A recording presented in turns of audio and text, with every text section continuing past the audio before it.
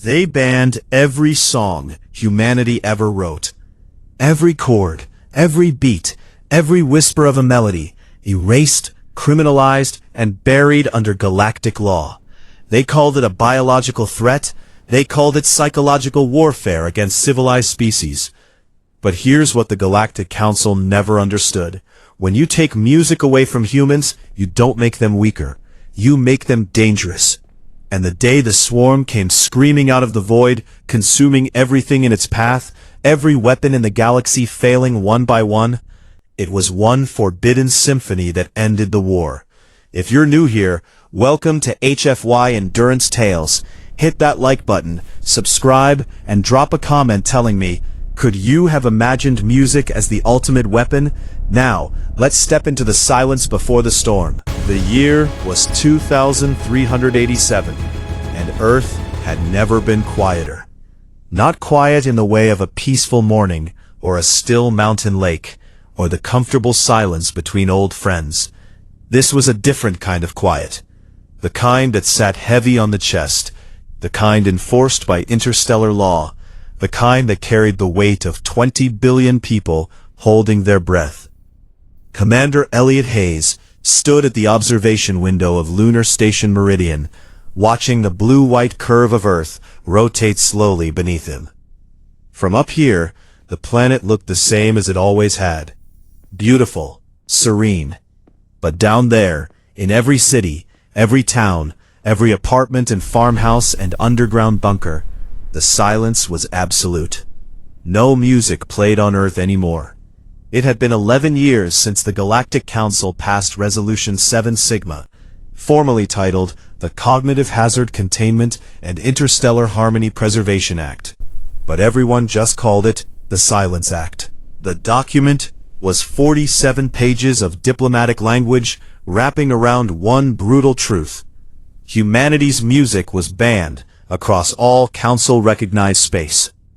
The reasoning, as the Council's lead arbiter, a towering crystalline being called Vasarak, had explained in his famously cold address to the Assembly, was simple.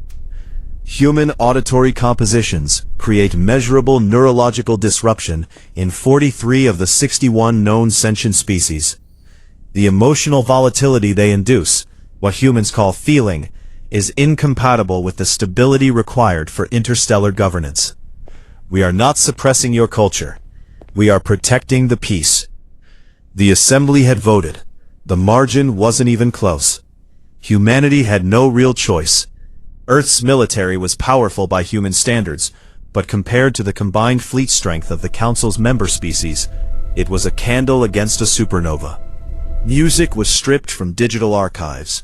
Broadcasting was criminalized, and even humming in public spaces near alien diplomats became a punishable offense. But compliance and surrender are two very different things. Elliot had been 26 when the Silence Act passed. He remembered the last public concert, a massive outdoor gathering in Chicago. 500,000 people, an orchestra playing Beethoven's Ninth as the legal deadline approached. He remembered the conductor raising her baton one final time. He remembered crying, though he wasn't sure exactly when the tears had started. Now he was 37, a senior defense engineer stationed on the moon, and he hadn't heard a live piece of music in over a decade. What the Council didn't know, what they couldn't know, because humanity had made absolutely certain of it, was that the music wasn't gone. It was hidden. Deep beneath the lunar surface, carved into the rock 3 kilometers down, the resonance vaults existed. A network of reinforced chambers, electromagnetically sealed, completely invisible to Council sensor sweeps. Inside those vaults lived everything humanity had ever created.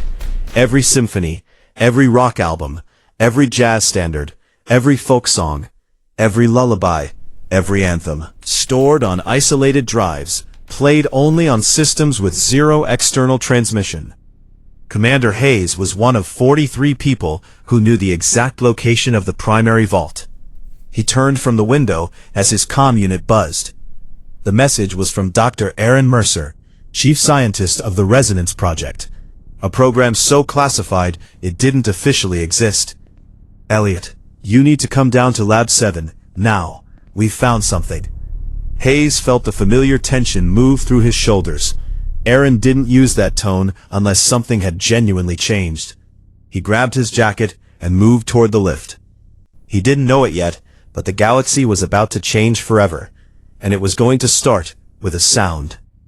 3 hours later, as Elliot rode the mag rail down toward Lab 7, an alarm he had never heard before began echoing through every corridor on the station. Red emergency lighting bathed everything in a bloody glow. Officers ran past him toward their stations, faces pale and tight. He grabbed the arm of a passing lieutenant. "What is it? What's happening?" The young officer turned to him, and Elliot saw something in his eyes he hadn't seen in years of frontier service. Raw fear. "Sir," the lieutenant said, voice barely above a whisper, "something just came through the veil, something massive, and it's not stopping."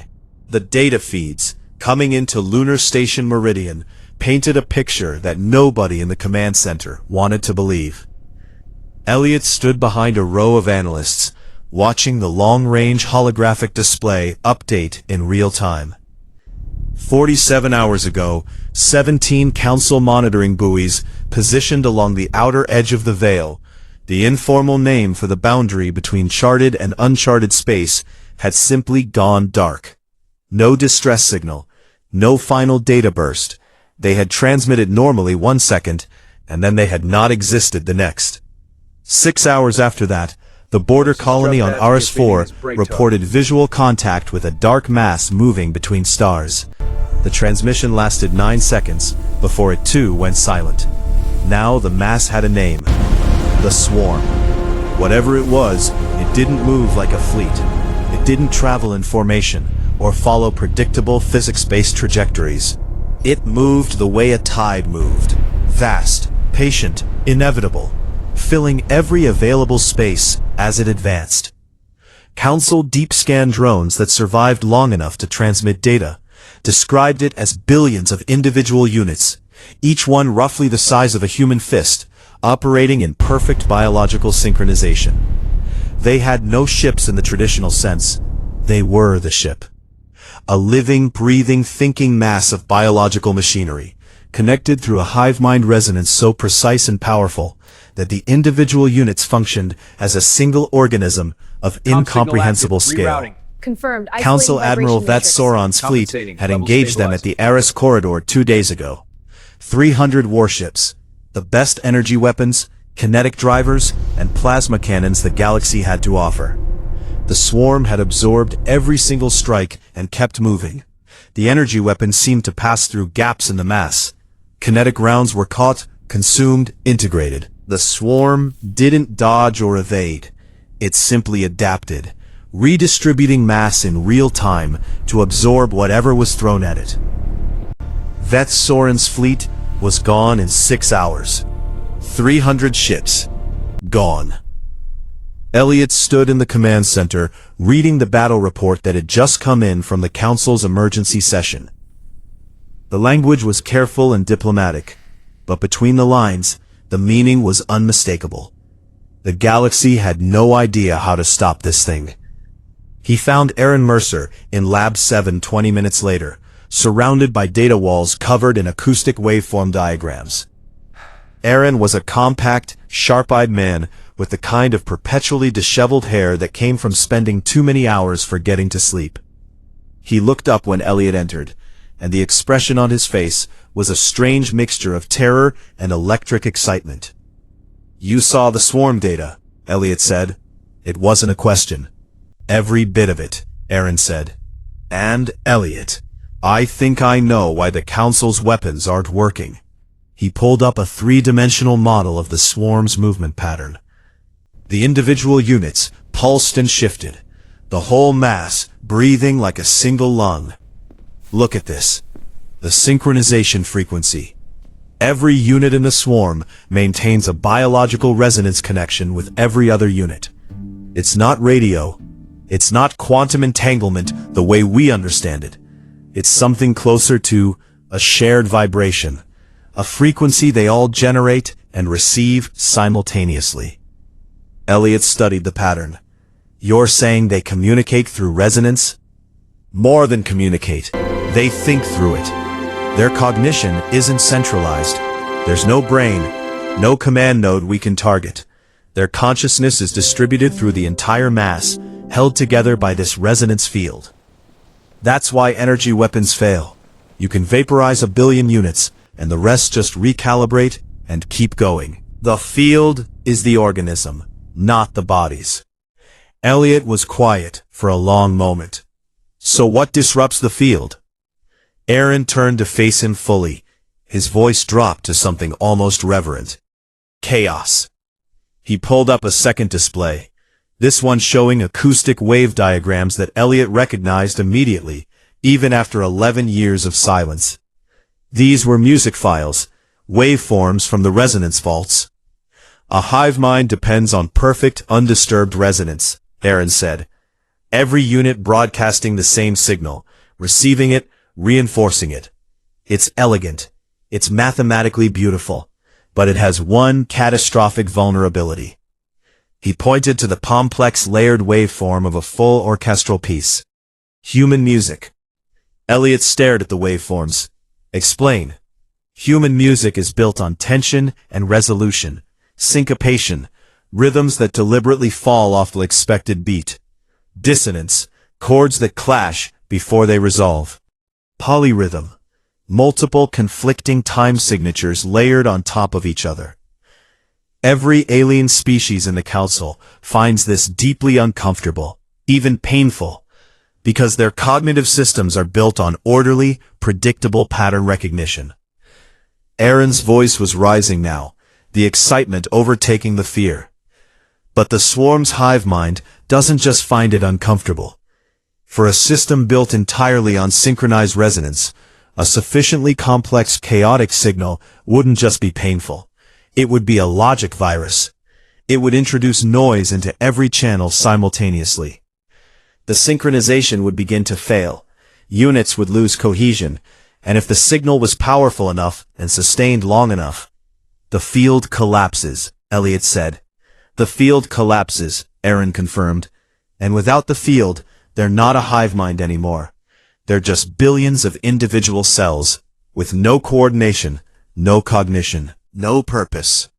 The two men stared at each other across the lab. Elliot felt something he hadn't felt in a very long time. Not hope exactly. Something older and rawer than hope. Something that felt like the first note of a song he had almost forgotten. How long? He said carefully. Have you been working on this theory? Aaron smiled, and it was a complicated smile, proud and haunted at the same time. 7 years. 7 years, while the galaxy had enforced its silence, Aaron had been quietly building the weapon hidden inside the silence. The Council needs to know, Elliot said. The Council, Aaron replied, is the reason we have to be very, very careful about how we tell them. Before either of them could say another word, the station alarm screamed again. A new data burst hit every terminal simultaneously. Elliot turned to read it, and his blood went cold. The swarm had crossed the inner rim boundary. They were no longer an outer space problem. They were 48 hours from the first inhabited Council world.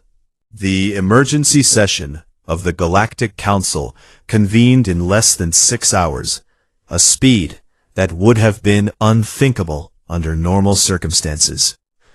Holographic representatives materialized from 41 species around the great circular chamber of the assembly station, their forms flickering with the urgency of transmission lag being pushed to its absolute limits. Commander Elliot Hayes sat in the human delegation seat for the first time in his career.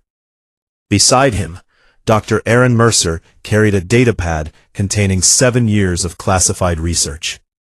They were the only two humans in the chamber. Every eye, biological, mechanical, and everything in between, was on them. Council High Arbiter Voss Arak opened the session without ceremony. The crystalline being's voice resonated through the chamber like struck glass. The Eris fleet is destroyed. The Meridian buffer has been breached. We have exhausted every conventional weapons platform in the combined arsenal. We are here because the human delegation has requested emergency address. Commander Hayes, this chamber will hear you. Elliot stood. He had prepared words. He had rehearsed them in the magrail, in the shuttle, in the waiting chamber outside these doors. But standing here, looking at 41 species who had spent 11 years treating humanity's greatest cultural gift as a disease, the prepared words dissolved. He spoke plainly instead. 7 years ago, one of our scientists began studying the swarm's resonance field, before the swarm was even a known threat. He wasn't looking for a weapon. He was trying to understand the biology of hive mind cognition. What he found, by accident, is that human music generates exactly the type of chaotic acoustic interference that a synchronized biological network cannot process without systemic failure. The chamber was completely silent. Voss Arak's crystalline facets shifted, the equivalent, Elliot had learned, of a raised eyebrow. You are proposing to use music as a weapon. I'm proposing to use the thing you banned, Elliot said, keeping his voice steady. The thing you called a biohazard. Yes. The reaction was immediate and predictable. Several delegates began speaking simultaneously. The Valorian ambassador, a tall, silver-skinned being with a reputation for particular hostility toward human cultural expression, spoke loudest. This is absurd. A human attempting to exploit a crisis to overturn Resolution 7 Sigma. The Silence Act exists for documented scientific reasons. The documented scientific reason, Aaron cut in sharply, rising from his seat, is that our music causes neurological disruption in alien species. We're not asking you to listen to it. We're asking you to let us point it at the enemy. That landed. The chamber quieted. Aaron pulled up his research on the main display. The waveforms, the resonance models, the simulated disruption calculations. He walked the council through it with the precision of someone who had been waiting 7 years for this exact moment. He showed them the math behind syncopation, the physics of dissonant frequency interference, the projected cascade failure model for a hive mind exposed to sustained chaotic acoustic bombardment. When he finished, the chamber was silent for a long, heavy moment. You are telling us that your banned art form is in fact a sophisticated mathematical system. We've been trying to tell you that for decades, Elliot said quietly. You weren't listening. Another long silence. Then, from the far side of the chamber, a soft chiming sound, the Oran delegate expressing agreement, their species equivalent of applause. Then another. Then 3 more. It wasn't unanimous. The Valorian ambassador refused to vote. Several others abstained. But the motion passed. Humanity was authorized to deploy the Resonance Project in defense of Council space, with full military support. As Elliot and Aaron walked out of the chamber, Aaron exhaled for what felt like the first time in hours. They said yes. They said yes because they're terrified. Let's make sure we give them a reason to never regret it. Back on Meridian, the work began immediately. The resonance vaults were accessed for the first time in 11 years, without the fear of prosecution. Engineers flooded into the lunar facility. The drives were pulled, the archives activated, and for the first time in over a decade, music filled the speakers of a human facility without anyone looking over their shoulder. Elliot stood in the vault access corridor and listened to the first 30 seconds of a Beethoven symphony playing from a test terminal. He hadn't realized until that moment how much he had missed it. Not just the sound, but the feeling. The way the music moved through the chest made the breath catch, made the world feel larger and more real simultaneously. No alien species had ever been able to explain why human music did that. Neither could humans fully. It simply did. The engineering teams got to work, converting the acoustic data into directional pulse arrays, massive speaker systems, designed not to fill a room with sound, but to project concentrated acoustic energy across thousands of kilometers of open space. The physics were brutal and complex. Sound doesn't travel in vacuum, so the arrays functioned by generating electromagnetic carriers that collapsed into mechanical wave energy at the point of contact with a target mass. The swarm, being a biological entity rather than a ship, would conduct that energy through its own body. The first prototype array was mounted on the hull of the EFS Steadfast, a heavy dreadnought that had survived the Eris engagement through the simple virtue of being too far back in the formation to be consumed in the initial surge. Its captain, Commander Grant Wallace, stood on the bridge and watched the array being calibrated through the forward ports. He was a broad-shouldered man with 20 years of deep space command experience, and he looked at the enormous speaker array bolted to his warship's hull with an expression that couldn't quite decide between pride and disbelief. "So," he said to Elliot, who had come aboard to supervise the calibration, "we're going to defeat an alien hive mind by playing it music. Heavy metal, orchestral crescendos, and jazz dissonance, specifically," Elliot said. Wallace considered this. "What's the first track?" Elliot allowed himself for the first time in this entire crisis a small and genuine smile. Something the galaxy has never been allowed to hear. Wallace nodded slowly, turned back to the forward port, and watched the swarm's leading edge bloom on the long-range display like a dark flower opening across the stars. "Then let's give them a concert," he said. The battle formation that humanity assembled in the space between the inner rim and the swarm's advancing front was unlike anything the galactic military had ever seen. 12 dreadnoughts, each fitted with resonance array systems, arranged in a wide crescent formation. Not the tight defensive clusters standard military doctrine called for, but spread deliberately wide, designed to maximize acoustic projection coverage. Behind them, a secondary screen of 6 council vessels acted as shield platforms, their hull plating augmented to reflect and redirect any swarm biological projectiles. Further back still, Aaron Mercer sat aboard the command vessel EFS Resurgence, coordinating the acoustic targeting from a converted science bay that now looked more like a concert mixing board than a weapon station. Commander Grant Wallace's voice came through on the fleet-wide channel, steady and unhurried.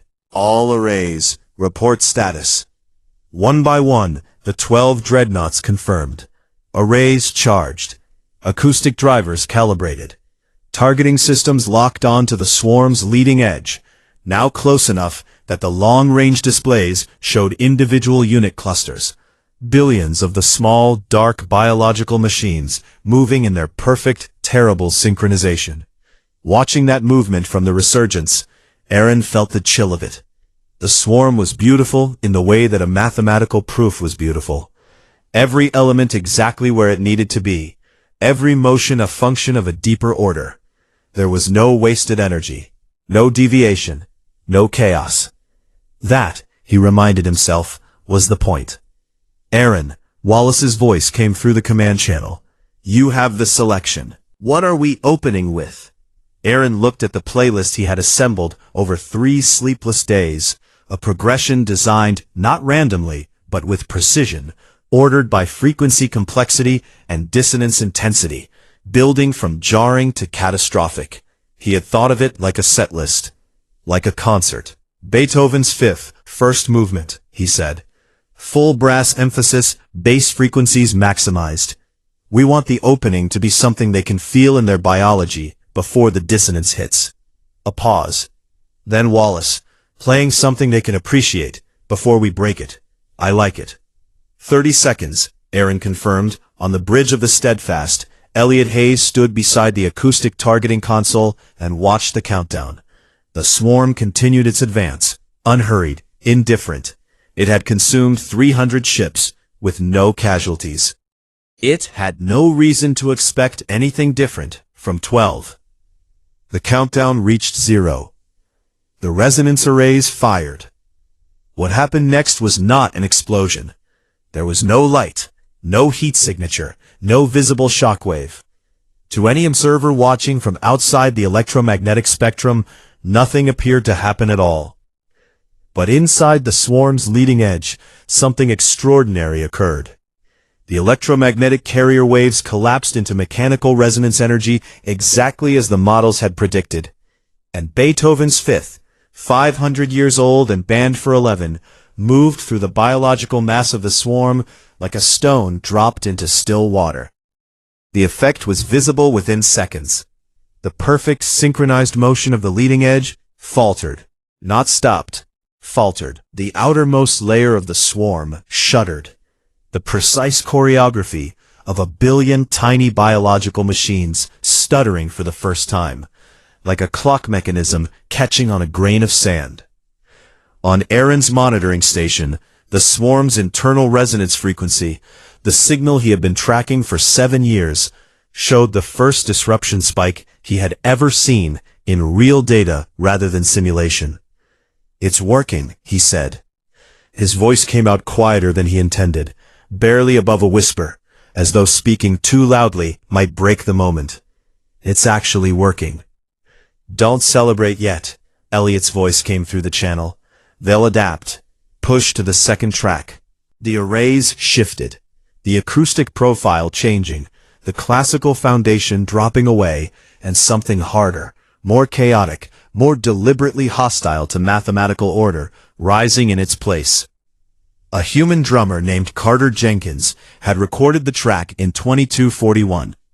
It ran at 240 beats per minute, with a syncopation pattern so complex it had taken 3 musicologists 6 months to fully notate. When it had been played at the last legal music festival before the Silence Act, 7 alien delegates had filed formal complaints. Now it poured into the swarm at full amplification. The reaction was immediate and violent. The leading edge didn't just stutter now, it convulsed. The synchronized flow of billions of units broke apart in a visible wave, spreading back from the point of acoustic contact, like a crack running through ice. Units that had moved in perfect coordinated sweeps began colliding with each other, their pathfinding algorithms receiving contradictory inputs from a resonance field suddenly full of noise. "Resonance disruption at 42% and climbing," Aaron called out, his voice no longer quiet. "Their synchronization is fragmenting." "Push it further," Wallace ordered. "Give them the third track." "Sir, the third track is—" "I know what it is, Doctor. Play it." Aaron pulled up the third file. It was a full orchestral metal hybrid, a piece that had been composed specifically for the Resonance Project by 3 human engineers who were, coincidentally, also musicians. It layered a 16-piece string section against distorted guitar frequencies and a percussion track running 3 simultaneous time signatures that never resolved into agreement. The Council's music theorists, when they had been secretly shown the composition for calibration purposes, had unanimously described it as cognitively violent. That was exactly the point. The arrays fired the third track. The swarm screamed. Not in sound, the biological units had no vocal apparatus.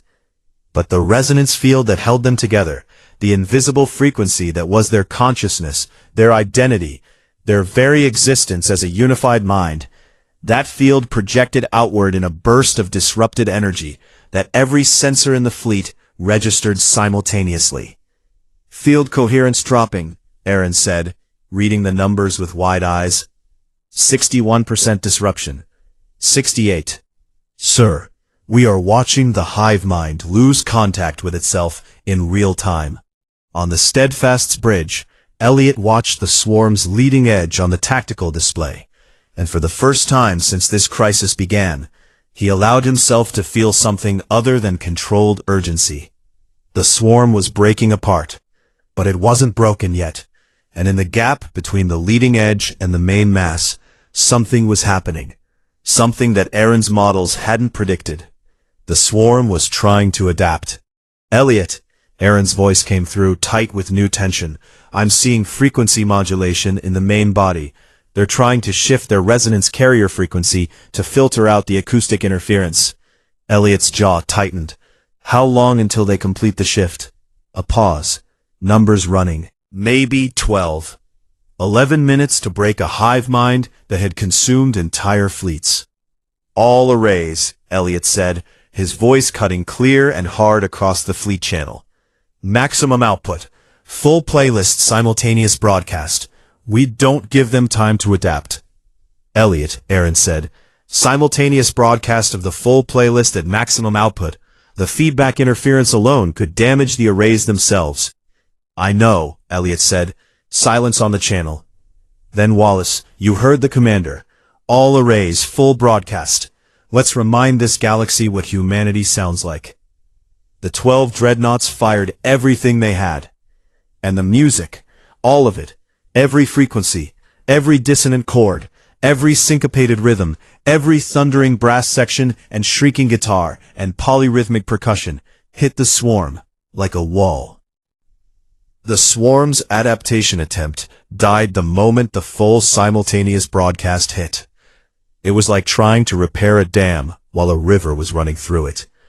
The swarm's main body had been modulating its resonance frequency in tight, precise adjustments. But those adjustments required the very synchronization that the acoustic assault was destroying.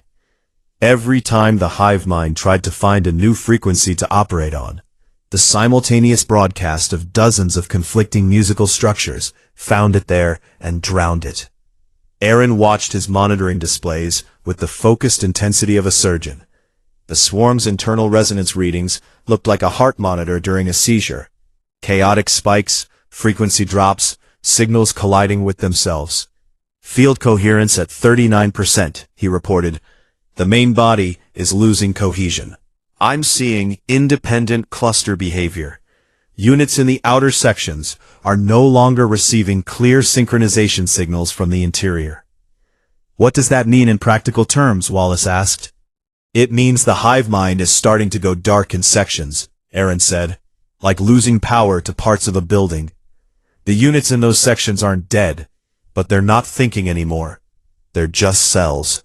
On the tactical display, the evidence was unmistakable. The swarm's vast, unified movement, that terrible tide that had consumed 300 warships without slowing, was fracturing. The leading edge, which had been the first to receive the acoustic bombardment, was now essentially inert. Billions of units, drifting without direction, bumping into each other with no coordination. The crack was spreading backward through the main mass, but the swarm was not finished. In the deep interior of the mass, where the acoustic bombardment hadn't yet penetrated fully, the core resonance signal was still burning, diminished, disrupted, but alive. And from that core, something Elliot hadn't anticipated was happening. The swarm was contracting. Not retreating, contracting, pulling its mass inward, concentrating its still functioning units into a denser and denser formation, trying to compress the core resonance signal into something powerful enough to override the acoustic interference. It's getting smaller, one of the Steadfast's bridge officers reported, watching the tactical display with confused alarm. Why is it getting smaller? It's not surrendering, Elliot said, his voice hard. It's consolidating. If it compresses its mass enough, the resonance density in the core could become self-sustaining. It might be able to push through the acoustic interference, the same way a louder signal overpowers a weaker one. Can it do that? Wallace asked. Elliot looked at Aaron's face on the communication panel. Aaron's expression gave him the answer before the words arrived. Theoretically, Aaron said, if the core density reaches critical resonance threshold, yes, it might be able to sustain the hive mind even under acoustic bombardment. We'd lose the window. How long? Elliot asked. Aaron ran the numbers. 7 minutes. Maybe 8. 7 minutes before the only weapon that had ever worked on the swarm stopped working. Elliot turned to the tactical display and studied the contracting swarm with the methodical calm that 20 years of engineering under pressure had built in him. The arrays were running at maximum. The full playlist was broadcasting. There was nothing left to increase. Unless, He turned to the communications officer. "Get me a direct line to the Council fleet, all vessels." The officer worked quickly. "Open, sir." Elliot spoke. "This is Commander Hayes aboard the EFS Resurgence. I am speaking to every Council captain currently in this engagement. What I am about to ask is outside the parameters of our authorized operation. It is not an order. It is a request." He paused. "Every Council vessel in this formation is equipped with hull vibration dampening systems. Those systems use resonance emitters to cancel out mechanical vibration in the hull plating. I'm asking every Council captain to reverse engineer those emitters in the next 4 minutes and point them at the swarm's core at maximum output." Silence on the channel. Then a voice, clipped, precise, and unmistakably alien in its cadence. The Orin captain, whose species had been among the first to support the Resonance Project. "Commander Hayes, what frequency do you want us to broadcast?" Elliot looked at Aaron. "Give me something human, something the Council has never heard, something that has never been used in a weapons context before." Aaron's hands moved over the playlist. He paused at one file. He looked at Elliot with an expression that was equal parts scientific certainty and something older, more personal. "I have something," Aaron said quietly. "It's a gospel choir, recorded in New Orleans in 2019. 12-part harmony, polyrhythmic clapping pattern, and a bass section that runs counter to the main melody throughout. It's one of the most mathematically complex acoustic structures in the human archive." He paused. "It was the first file I ever loaded when I started the Resonance Project. I chose it because it made me feel something I couldn't explain." Send it to the Council fleet. 4 minutes and 19 seconds later, with the swarm's core resonance density climbing toward critical threshold, every human resonance array and every reversed Council hull emitter fired simultaneously. 12 different musical structures hit the swarm from 12 different angles. And beneath all of them, carried on the Council fleet's emitters, a New Orleans gospel choir from 400 years ago filled the space between the stars. The effect was not gradual. It was not a slow cascade failure, not a progressive deterioration. It was a collapse. The swarm's core resonance signal, already weakened, already fragmented, struggling to consolidate against the assault, hit the new wave of chaotic acoustic energy, and simply could not hold. The frequency modulation it had been building for survival, reversed, crashed into itself, and propagated outward through the remaining functional units in a wave of catastrophic synchronization failure. Every sensor in the fleet registered it simultaneously. Every monitoring station spiked and then flatlined. The tactical display showed the swarm's vast, dark mass losing the subtle internal motion that had marked its aliveness, the constant adjustment, the breathing coordination, and going still. Not dispersed, not destroyed, still there in space, the physical mass of billions of biological units, but silent, completely, utterly silent. Aaron stared at his readings for 10 full seconds before he trusted them. "Field coherence," he said. His voice sounded strange, even to him. 0. The channel was quiet. Then from the steadfast, Wallace's voice came through. And in all his years of knowing the man, Elliot had never heard him sound like this. Quiet. Almost reverent. "Is it over?" Aaron checked. Checked again. Ran the secondary confirmation. Looked at the data one more time. "The hive mind is gone," he said. "The units are biologically intact, but cognitively inert. They're not connected to each other anymore." He paused. "They're alive, but they're not the swarm anymore. On 41 council ships, on 12 human dreadnoughts, in the command center of the assembly station 3 light hours away, where Vossarak and the entire council had been watching the engagement in real time. The silence that followed was not the silence act's enforced, sterile quiet. It was awe. Elliot stood in the converted science bay of the Resurgence and listened to the absence of alarm, the absence of crisis, the absence of everything that had filled every waking moment for the past 72 hours. Then, from somewhere in the ship, he couldn't tell exactly where, but it didn't matter. Someone played a single note on a guitar, just one note, clear and warm, hanging in the recycled air of the vessel. No one ordered it stopped. 6 months after the engagement that the Galactic Press, once they had been given enough information to write about it, began calling the acoustic engagement, or more simply and more memorably, the concert at the Rim, the Galactic Council convened its most consequential session since the founding of the Assembly itself. Resolution 7 Sigma, the Silence Act, was formally repealed. The vote was not close. 40 of 41 member species voted in favor. The Valorian ambassador abstained, which in the context of Valorian diplomatic culture was understood to be the closest thing to a concession their pride would allow. The repeal document did not use the language of cultural mercy or belated justice. It was written in the practical, unsentimental language of galactic law, and it stated clearly that human acoustic composition was no longer classified as a psychological biohazard, but rather as a recognized and strategically significant asset of the Galactic Council's collective defense framework. It was, in its way, the least romantic vindication in human history. Elliot Hayes thought it was perfect. He sat in the gallery of the Assembly Chamber as Vossarack formally signed the repeal document.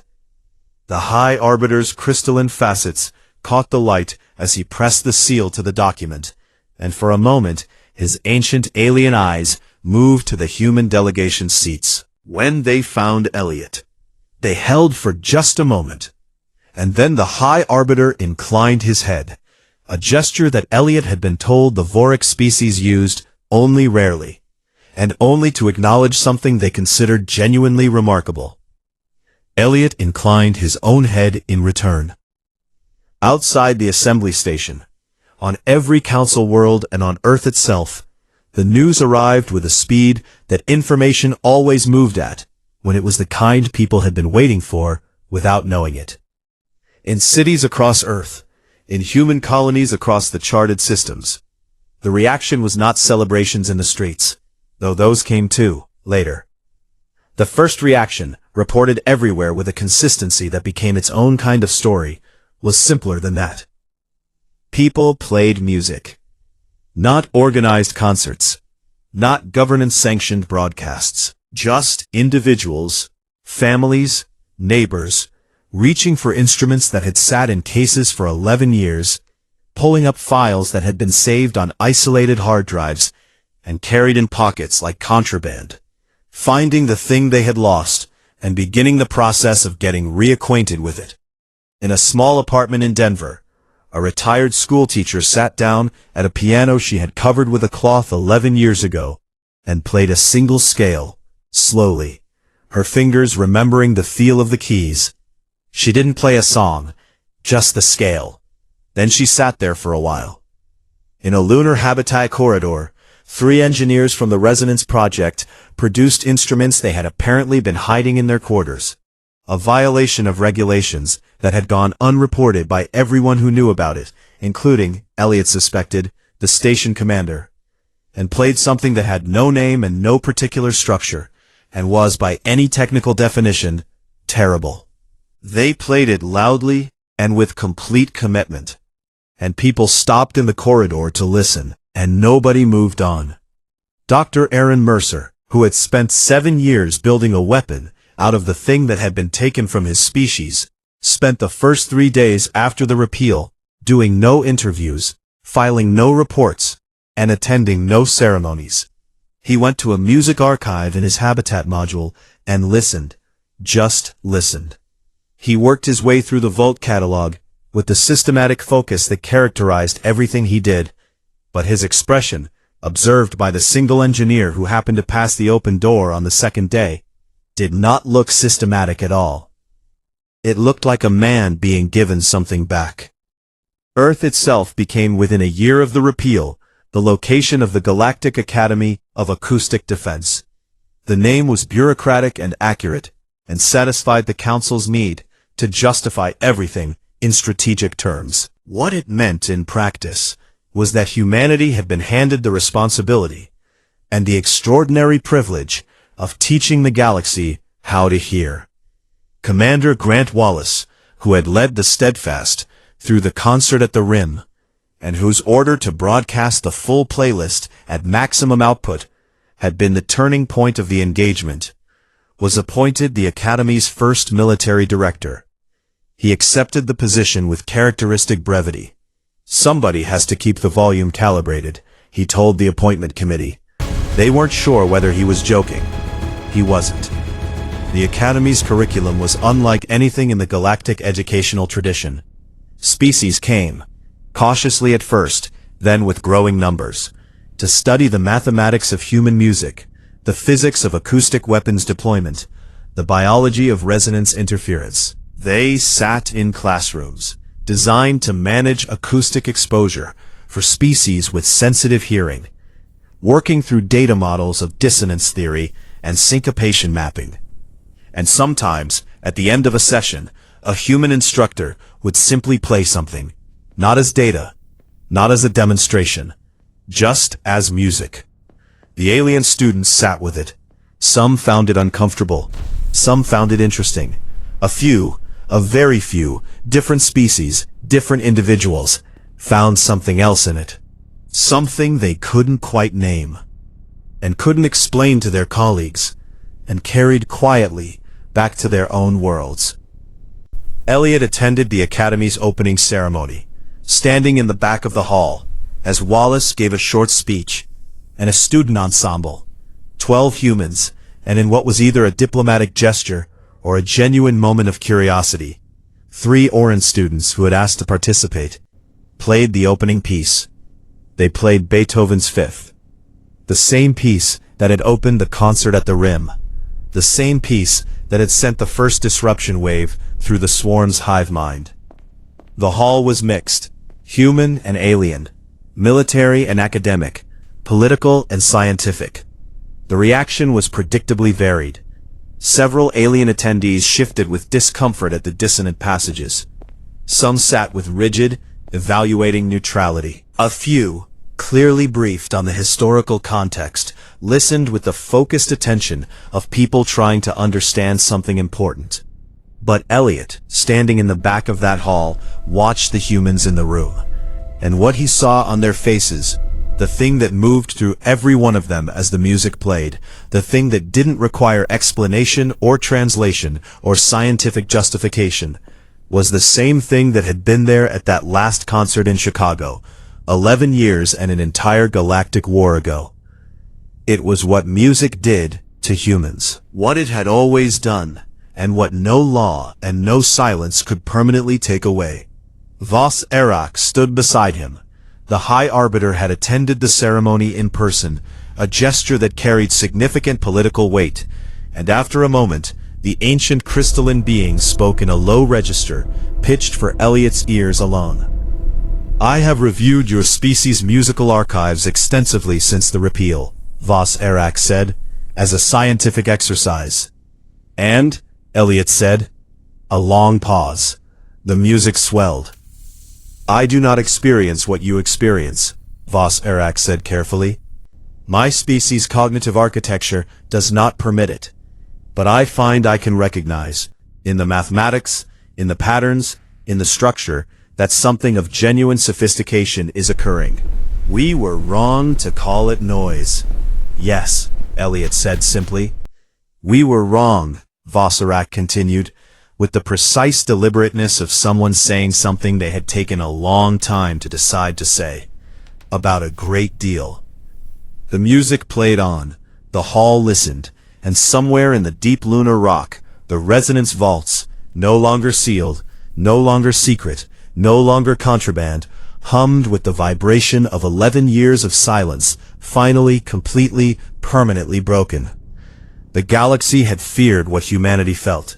It had tried to silence it, contain it, strip it away, and lock it in the dark. But feeling, as it turned out, was not a weakness. It was the most dangerous thing in the universe. And now the universe knew it. If this story moved something in you, if you felt that last note the way humanity always has, Drop a comment below. Tell us, what song would you have chosen to break the swarm? Share this with someone who needs to hear it. And if you haven't already, subscribe to HFY Endurance Tales, because we're just getting started.